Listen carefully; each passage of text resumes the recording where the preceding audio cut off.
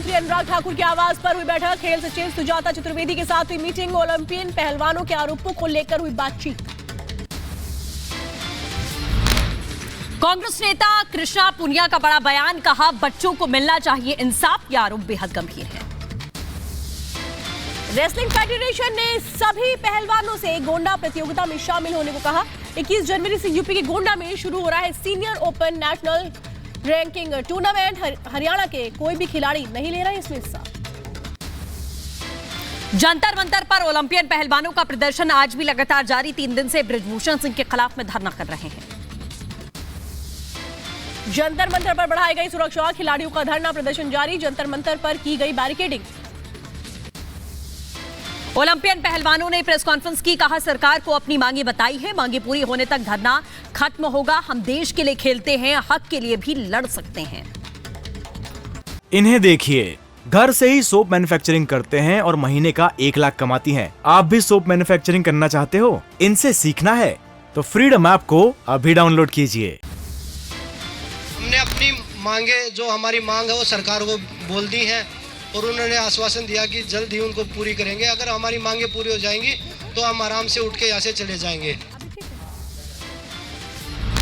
पहलवान बजरंग पुनिया का बयान, कहा हमारे प्रदर्शन को लेकर ना हो कोई राजनीति, मंच पर नहीं जाएगा कोई भी राजनेता। यहाँ नाम की नहीं कुश्ती की लड़ाई है, हम कानून के मुताबिक करेंगे काम। राजनीति इसमें कोई भी नहीं है। आप हमारी फोन की डिटेल निकलवा लीजिए, आप हमारे जो CID जांच करवा लीजिए। इसमें कोई पॉलिटिशियन नहीं है, कोई इसमें बिजनेसमैन नहीं है। केंद्रीय राज्य मंत्री कृष्णपाल गुर्जर का कुश्ती विवाद पर बयान, कहा मोदी सरकार के लिए कोई अपना या पराया नहीं, आरोपों की निश्चित तौर पर जांच होगी, दोषी पाए जाने पर नहीं होगी कोई भी रियायत। नाराज खिलाड़ियों को IOA अध्यक्ष PT उषा को चिट्ठी उन्होंने लिखी है। बृजभूषण शरण सिंह के खिलाफ यौन शोषण की शिकायत की। खिलाड़ियों ने की WFI अध्यक्ष को हटाने की मांग, कहा WFI को करें भंग। WFI अध्यक्ष बृजभूषण शरण सिंह का बड़ा बयान, गृह मंत्री से कोई बातचीत नहीं हुई है। समय नेशनल ओपन नेशनल शुरू हो रहा है नंदिनी नगर के अंदर। मैं अपने घर से निकला हूं वहां की व्यवस्था के लिए। इसके अलावा मेरे पास कोई ना भी सवाल है ना कोई जवाब है। शाम को प्रेस करेंगे। कुश्ती संघ के अध्यक्ष बृजभूषण शरण सिंह ने कहा, मैं इस्तीफा नहीं दूंगा, अपनी सारी बातें रखूंगा।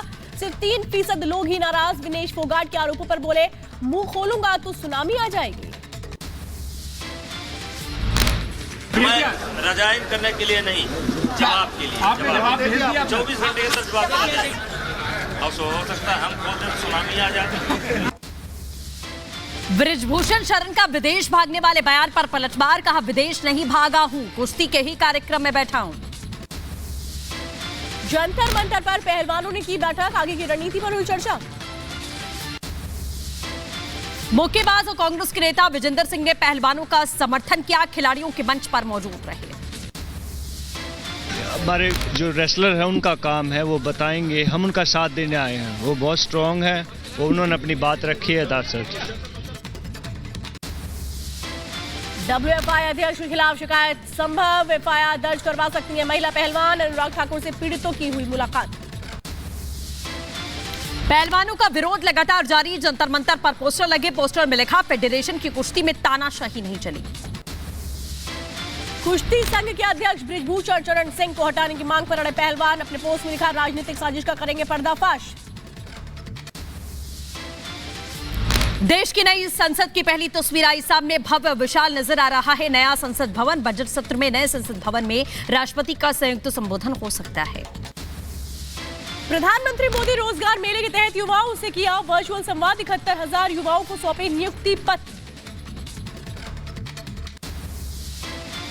रोजगार मेले में बोले पीएम मोदी, कहा भर्ती प्रक्रिया में व्यापक बदलाव, भर्ती और पदोन्नति युवाओं में भरोसा जगाती है।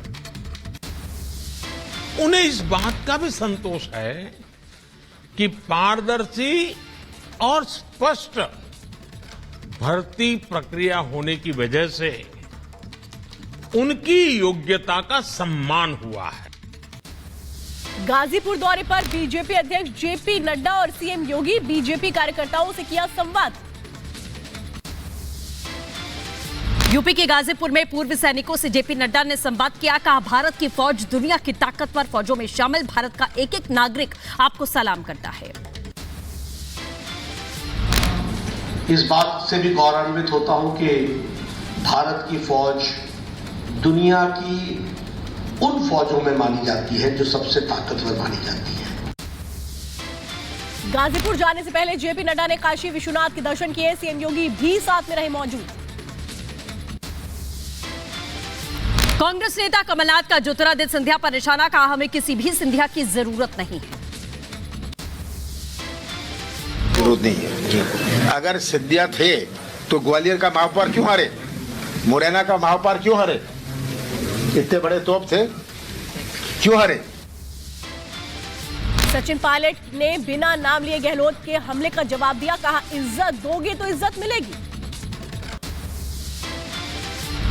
जो इश्यूज हैं ना, जो बड़े प्रासंगिक हैं, कभी कभी कुछ कंट्रोवर्शियल भी होते हैं, लेकिन मुझे लगता है कि ज़रूरत है संवाद की, एक दूसरे के विचारों को समझने की। अगर किसी की असहमति भी है तो उसको शालीनता से प्रकट करें, बातों को सुने। दिल्ली एलजी ने सीएम केजरीवाल को लिखी चिट्ठी संविधान पढ़ने की सलाह दे दी है। विधानसभा में केजरीवाल ने गुस्से में पूछा था कि एलजी हैं कौन। स्वाति मालीवाल के आरोपों को पुलिस ने नकारा। घसीटे जाने के आरोपों को किया खारिज। पुलिस ने आरोपी को किया गिरफ्तार।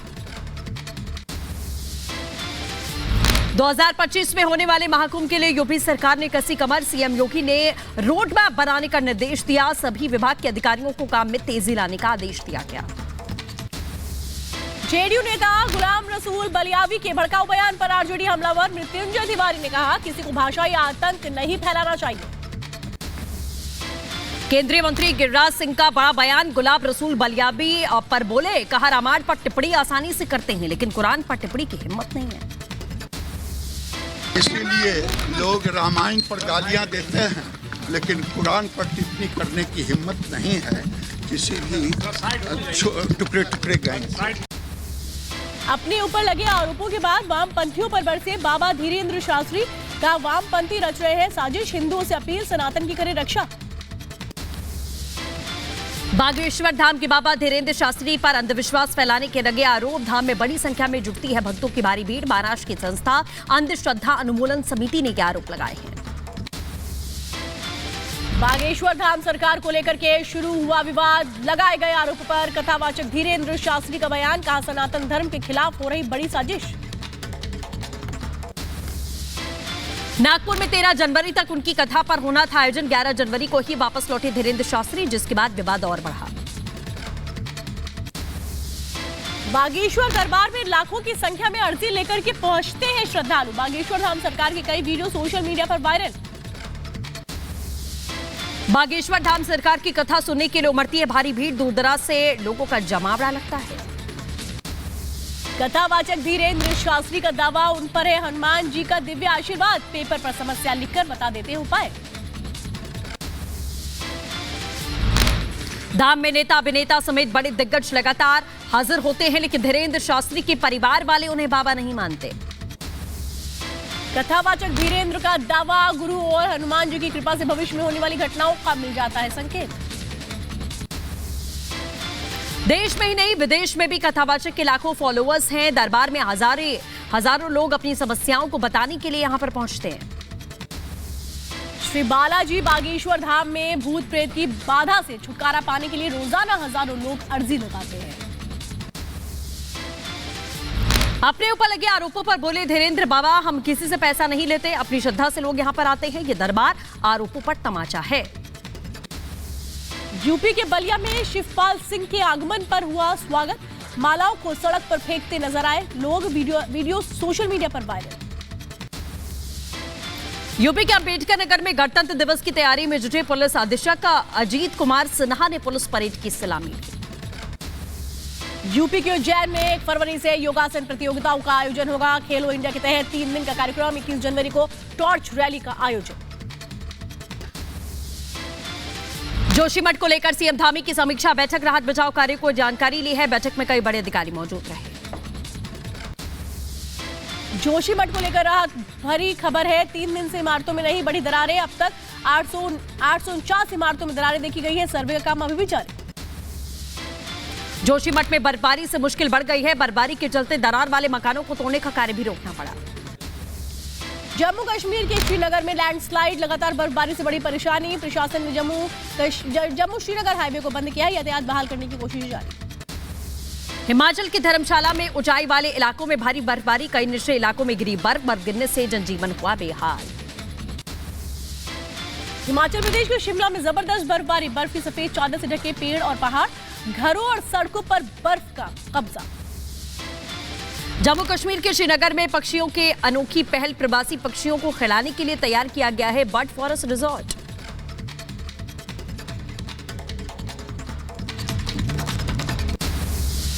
इन्हें देखिए, घर से ही सोप मैन्युफैक्चरिंग करते हैं और महीने का 1 लाख कमाती हैं। आप भी सोप मैन्युफैक्चरिंग करना चाहते हो? इनसे सीखना है तो फ्रीडम ऐप को अभी डाउनलोड कीजिए।